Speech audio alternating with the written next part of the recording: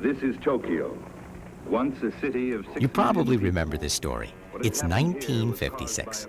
Godzilla, a pre-Jurassic dinosaur over 400 feet long, has been sleeping peacefully on the bottom of the Pacific for around 2 million years, till some H-bomb tests wake him up, and confused and irritable, he lumbers off toward Tokyo Harbor looking for a bite to eat. Tokyo, meanwhile, is going through some changes of her own. She's in the throes of her post-war recovery, a 2,000-year-old city with an almost adolescent sense of insecurity. She's been making these cheap little trinkets for the world market stamped Made in Japan. You wonder what's going to restore her sense of pride. Godzilla rises out of the bay, sniffing the night air with nostrils the size of the Holland Tunnel. He looks across the water and sees Tokyo, her new industrial base twinkling with high-tension towers and factory lights. His eyes, big and beady as approaching Goodyear blimps, quicken with desire.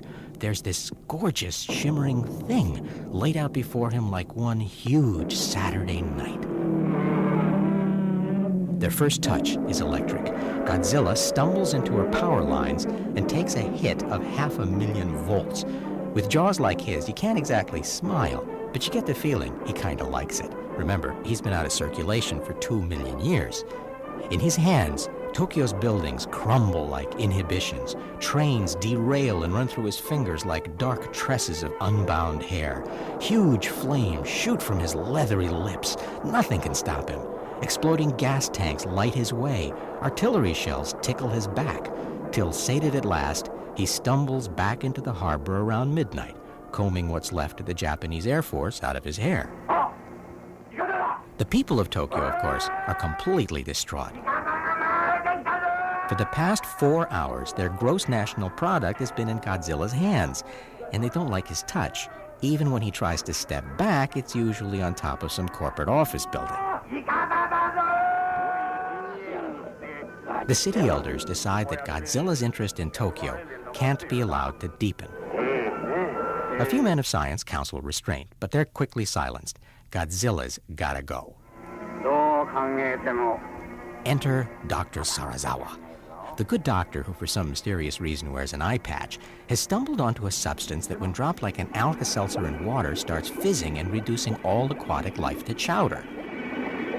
The doctor, by the way, lives in a big solid brick and stone Western-style house. More to the point, though, he's involved in a big, complicated Western-style love triangle. His traditionally betrothed Emiko has eyes for Ogata, another man. Are you badly hurt? After last night, I'm lucky to be alive. The doctor goes down in a diving suit and drops his big pill right at Godzilla's feet. It's a death offering for both of them. The doctor has already decided that since Godzilla must never have his Tokyo and he can never have his Emiko, they should go together. The corrosive bubbles swarm over Godzilla. His eyes roll in confusion and pain. The huge scales on his back twitch uncontrollably like angry parsley.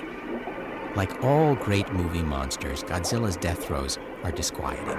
Yes, he's been a brute and probably asked for this, but he's got a heart as big as an ocean liner, and he's barely had a chance to use it. What is this modern world, he must be thinking, that wakens you to desire and then pounds you into chopped liver for it? Maybe he could have learned to be gentler, but he'll never get the chance. I rewind the tape. Even on my little TV screen, the implications of this story seem enormous. I go back to the video store and see the ultimate insult. They also rent Godzilla here as a Nintendo game now, where he can be shot down again and again and again by little children. A game marketed by a company that he once literally could have cradled in his hands. I go back into the crowd. I can still hear his final cries. Tokyo! Tokyo! Wherefore art thou, Tokyo?